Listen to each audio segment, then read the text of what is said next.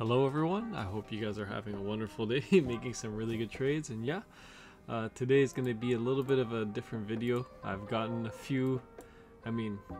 lot of requests to make a video about support and resistances, so we'll get into it in just a bit. But yeah, it's been a couple of weeks now when people have been asking me to make this video, and I finally got around to do it. But today we'll just do a little bit of analysis on Bitcoin after at the end of the video. But yeah, we'll dive right into the support and resistance right now. So basically, when you buy, you want to buy at support and exit your long positions at resistance, and it's the opposite for shorting. So when you short, you want to short at resistance and exit your positions at support.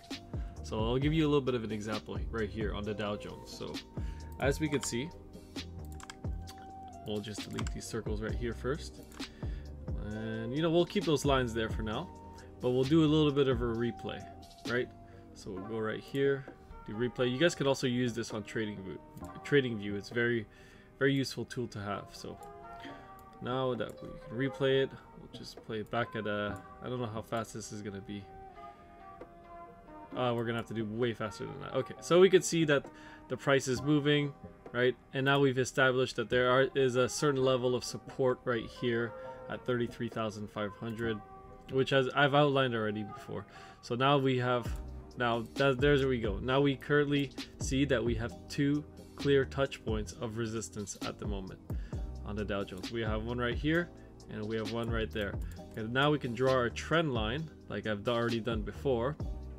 So now if I were to enter some longs, I would either start to put some orders, not just one. I could put multiple orders right here, right here, right here, even right at the line of support right there at the top of the box. So what I'll do is I'll put a couple orders at the top of the box, right, and then a few orders at the very bottom of the box, right? And then I'll set my stop loss probably at the lowest point, like these wicks right here at 33,150. And if it wicks down there, then I'm out of my trade, I'm stopped out, I take the loss and I move on, right? I'm guessing a lot of people right now in the Discord are just longing, and then it keeps on dipping and then they get liquidated, which I've done a couple of times myself. But that's just a challenge account. I don't mind messing around with it. But yeah, if it keeps on dipping like 10%, you might want to take your loss, because especially if you're on margin, you're gonna get liquidated, you're gonna get stopped out, and you're gonna lose a lot of money doing that. So now that we've established a couple of two touch points right there, nice little resistance line, we can play the chart now. Now this is a trade that I've actually taken myself on the Dow Jones. So now we can see that we have come down, and our orders would have probably been filled, right? And depending on your time frame, these are daily candles, right? So this is like 3 days worth of movement. You could have made a nice little trade here, right? It would have dipped down, right? Your first order would have been filled, and then your second, third, and fourth order would have been filled as well. And then from there on, it reverses back up. You're now at support, and you could have made a nice 3.5% with leverage. With the leverage that I use on indexes, I could have made a very nice 30%, depending on how much leverage. 3%, 10 leverage, 30% right there. Sometimes I use 30 leverage, so you could have made a nice 90% trade right there as well. So those are pretty phenomenal returns. And we can see that as a price moves on, we'll slow it down a little bit. We have come back down once again to the very bottom of the resistance box, support box, and now you can re-enter some longs after exiting some positions right here. Now we're not quite at resistance, right? So that's why I'm saying you could potentially maybe start to take profits halfway there. Usually you want to take profits at resistance. So you can keep playing the video. We'll keep playing this right here, and we can see that the price keeps moving up, and we have our second touch point right here, right? We'll play it back again. Well, sorry, we can't really rewind, but that's okay. But right now you can see that we have our third touch point, right, which comes exactly in line with these two touch points right there. You would have exited your longs right there. So if you would have longed down here, let's just say average 33,751, and you exited your position at 7% in profit, That is an amazing trade right there already. And usually I use a lot of like a decent amount of leverage, so you can make a lot of gains right there.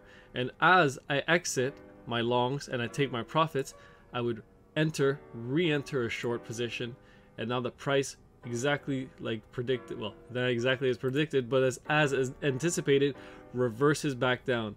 And from there on, I make another 6% on the move down, and rinse and repeat. Once your short comes back down, you start to take profits right at the at the support box. And once you exit your positions, once again you enter some longs and you run it all the way back up, another 5% towards the upside, right?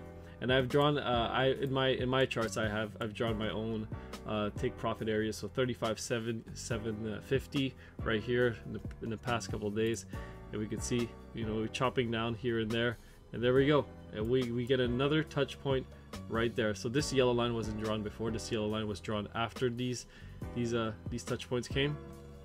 Oh, sorry, this touch point came, and yeah, we once again acting as resistance. You could have longed here, you could have taken some profits here, and you could have exited your position 8.45% in profit. So that is basically it. It's pretty straightforward. You want to long at support, right, and exit at resistance. And in inverse for short, I'm going to reiterate again, you want to enter your shorts at resistance and exit your shorts at support. There we go. Very straightforward. And this can be used in multiple like indexes, stocks, commodities, anything, cryptocurrencies, Bitcoin. You could use it all. And right now, I'll just give you guys a quick scenario. I know that this chart is quite messy at the moment, but for me, I've entered currently a short position on Bitcoin at 43,150. I was a little bit late getting into it, but not too much of a problem for me. So I decided to enter a short right here on this area because I have a yellow line marked as resistance. These are shorter time frame resistance and support, so they're not as strong in my opinion, but the green boxes are pretty strong support and pretty strong resistance in themselves. So when they do break down and you try to break back up, they're going to act as resistance once again.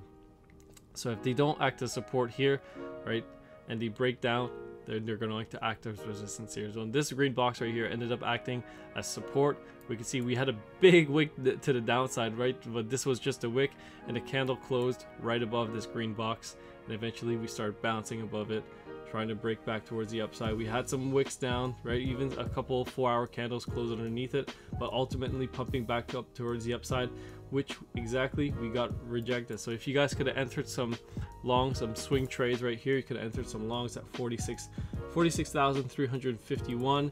You could have longed 11% towards the upside at 51,000. From there on, you could have entered some shorts, right? You could have entered some shorts, and then from there on, you could have also made some gains, coming back down another 7% profit right there. And then you could have, you know, if you're savage like Suan in the Discord, who does 125 leverage and holds his trades forever, here you can make 21% like this. And I believe he posted a trade that he's been holding since this top that we got right here. We formed a big bearish divergence. Suan made over 7,000%. He's still in that trade, I believe. He shorted the top. He's been holding a short from 68,000 all the way down here to 41%. He's shorting with 125 leverage. Big shout out to that guy in the Discord making massive gains, 7,000% legendary gains. I think his biggest win, however, is I think it was a short. I'm not sure if it was a short. Maybe he shorted this top right here. He made over 10,000% in one trade. So congratulations to him. He deserves all of his gains. But yeah, we could see Bitcoin actually reacting pretty nicely, acting as resistance once again, and we can see that we're probably going to find some support at this green box. But if we do start to dip within this green box and break below it, then yeah, and we start to reverse back up towards the upside to try to test it as resistance, it's going to act as strong resistance. So if we do something like this and we break down and we try to go back up, this is going to act as strong resistance, and then we're going to keep going down towards the downside, right? So hopefully this information was useful for you guys. This video was made for educational purposes ish, I guess. You can take it however you want. If you guys enjoyed the content, please leave a like and subscribe. We're at 7,272 subscribers. You know what's gonna happen when we get to 10,000 is we're gonna do our next giveaway. We're gonna be giving away a bunch of Bitcoin for free. So if you guys enjoy the content, leave a like and subscribe. Talk to you guys later. Peace.